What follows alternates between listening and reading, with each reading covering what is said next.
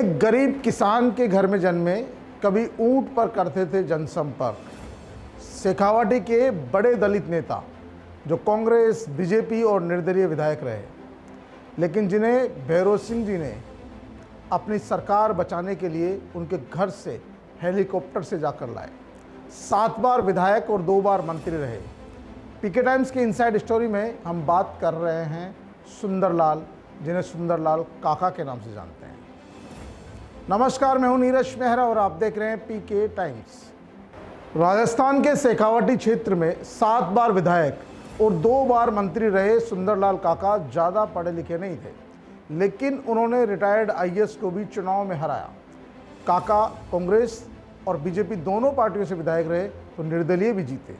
सुंदरलाल का जन्म झुंझुनू जिले के कलवा गांव में 22 अगस्त 1933 को हुआ।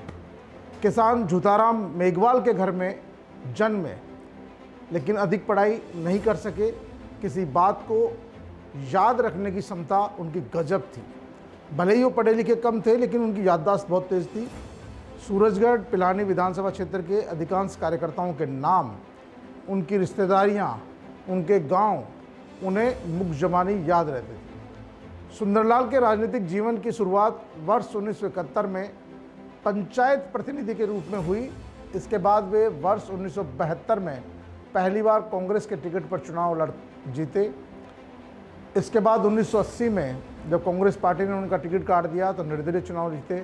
1985 में कांग्रेस, 1993 में निर्दलीय और 2003 में भाजपा के टिकट पर जीत हासिल की। सूरजगढ़ विधानसभा क्षेत्र को उन्होंने परिसीमन के बाद ही छोड़ा। 2008 और 2013 में वो पिलानी जब सुरक्षित सीट बन गई तो वहाँ से चुनाव लड़े भाजपा के टिकट पर और जीत हासिल की।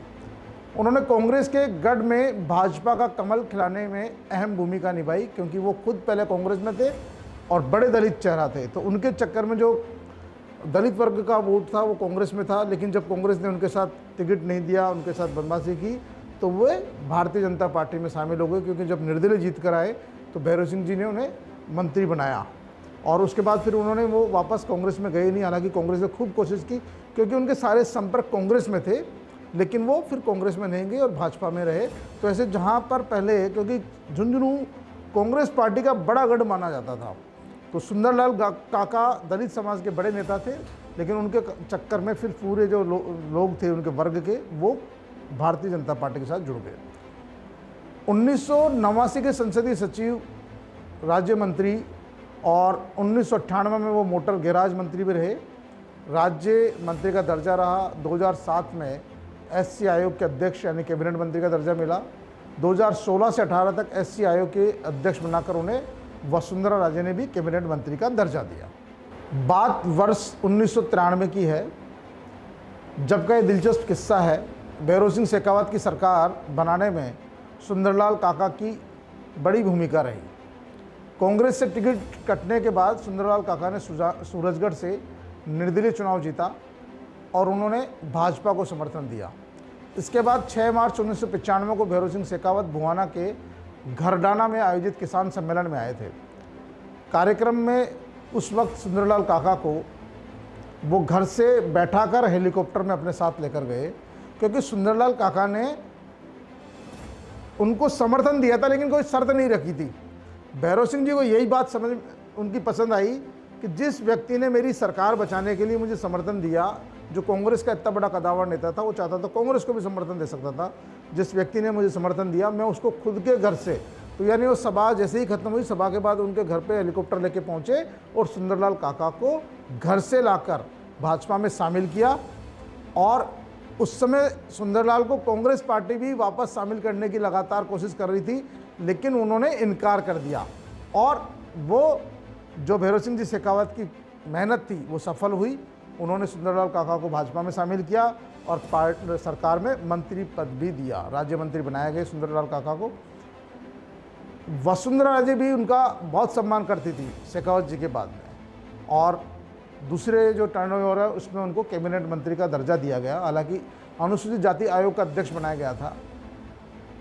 बहुत सारे लोग सोचते हैं कि यार ये सुंदरलाल काका, नाम उनका सुंदरलाल था तो काका के नाम से क्यों फेमस हुए, तो इसका भी बड़ा एक किस्सा है जो आपको बताते हैं। सुंदरलाल बेबाकी और ठेठ देसी अंदाज के लिए जाने जाते थे। तीसरी पास थे महज, और शेखावटी में बात करते थे। विधानसभा में चर्चा चल रही थी, एक बार चंदनमल बेद जो विधानसभा में कृषि मुद्दों को लेकर बहस कर रहे थे, सुंदरलाल को क्योंकि कृषक थे परिवार से तो कृषि संबंधी जानकारी अच्छी थी, उनकी बात सुनकर विधानसभा के सभी साथी, उनके साथी चंदनमल बेद ने कहा, ठीक है काका, आप जीतते मैं हारा। ये काका जब उन्होंने विधानसभा में कहा कि चंदनमल बेद जैसा वरिष्ठ नेता यदि सुंदरलाल काका को काका बोल रहा है तो उसके कोई मायने हैं, और विधानसभा में तब से लेकर उनको सुंदरलाल काका के नाम से जाना गया। तो ये सुंदर काका नाम ऐसे पड़ा। विधानसभा में मुख्यमंत्री से लेकर कर्मचारी तक उन्हें काका के नाम से ही जानते थे। फिर इलाके में भी लोग उन्हें सुंदर काका के नाम से जानते थे, सुंदरलाल नहीं बोलते थे। और बताया जाता है कि वो हमेशा अपने कार्यकर्ताओं के साथ खड़े रहते थे सुख दुख में। बताया जाता है कि जब परिवहन के साधन बहुत कम थे तो इलाके में ऊँटों से जनसंपर्क करते थे। संगीत के बड़े शौकीन थे, जब भी कार्यक्रम होते थे उसमें खुद नाचते थे, हारमोनियम बजाते थे, ढोलक बजाते थे, और देसी अंदाज उनका, मतलब ऐसा लगता नहीं था कि विधायक या मंत्री है, वो जहाँ भी कार्यक्रमों में जाते थे वो तो बैठ हारमोनियम बजाने लग गए। रागनी गाने का उनको शौक था, और जैसा गाते हैं रागनी गाने वाले, तो उनका ये अंदाज जो था वो वहाँ के लोगों को पसंद था बहुत ज़्यादा। और यही कारण है कि वो चाहे किसी भी पार्टी में रहे हो, कांग्रेस में रहे हो, भारतीय जनता पार्टी में रहे हो, चाहे पार्टियों ने टिकट नहीं दिया हो, तो निर्दलीय चुनाव मैदान में उतरे हो, वो सुजानगढ़ से हमेशा चुनाव जीतते रहे। पिरानी से भी 2 बार जीते। जब कांग्रेस पार्टी में थे तो कहा जाता है कि उनकी शीशराम ओला जी की, सुंदरलाल काका की और प्रहलाद जी की तिकड़ी थी। और शेखावटी में इतनी फेमस रही जब कांग्रेस पार्टी में तीनों थे, तो इन तीनों की क्या है कि इतनी गजब पकड़ थी कि अपने क्षेत्र में कभी कांग्रेस हारती नहीं थी। जब भी तो कहा कि शीशराम ओला जी कभी चुनाव नहीं हारे, क्योंकि एससी के वोटों पर काका की पकड़ होती थी, बाकी वोटों पर खुद ओला जी की पकड़ होती थी। तो प्रहलाद जी सामान्य वर्ग को साधते थे। तो कहीं ना कहीं तीनों की तिकड़ी बहुत फेमस रही शेखावटी में। और जब सुंदरलाल काका ने कांग्रेस पार्टी छोड़कर बीजेपी में चले गए तो तिकड़ी कमज़ोर हुई। सबसे बड़ी बात है कि वे खुद कम पढ़े लिखे थे, लेकिन अपने बच्चों को उन्होंने खूब पढ़ाया लिखाया, और उनका छोटा बेटा कैलाश मेघवाल बीजेपी के टिकट पर चुनाव भी लड़ा, और 2 बेटे राजकीय सेवा में हैं। काका ने अपने चुनाव में, जो भले ही खुद तीसरी पास रहे हो, लेकिन एक पूर्व IAS अधिकारी हनुमान प्रसाद को भी चुनाव हराया। 13 सितंबर 2024 को 92 साल की उम्र में उनका लंबी बीमारी के चलते निधन हो गया। लेकिन जनता से जुड़ाव और अपनी कार्यशैली के चलते वे जनता के दिलों में आज भी अमर है। उन्हें आज भी शेखावटी में दलित सीट पर कमल खिलाने और बीजेपी को घर घर पहुंचाने वाले नेता के तौर पर जाना जाता है। वे जीवन के आखिरी क्षण तक बीजेपी में ही रहे। तो पीके टाइम्स की इनसाइड स्टोरी में आज के लिए इतना ही। ताज़ा तरीन खबरों के लिए देखते रहिए पीके टाइम्स। मरुधरा से खुद को जोड़ने के लिए सब्सक्राइब करें और बने रहें पीके टाइम्स के साथ।